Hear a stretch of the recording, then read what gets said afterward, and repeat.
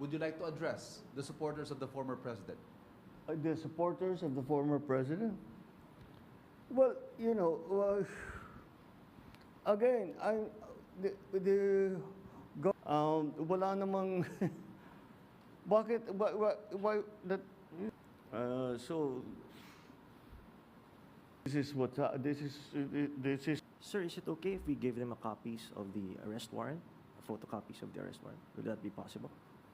limitations on that. We have the limitations, but we can... We have here the SILG who has been, of course, part of. Thank you, sir.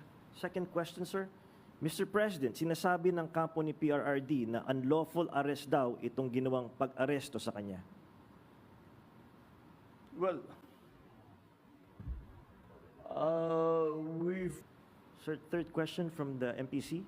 Mr. President, may violation ba ito sa ating soberanya itong pagkaka-aresto kay dating Pangulong Duterte?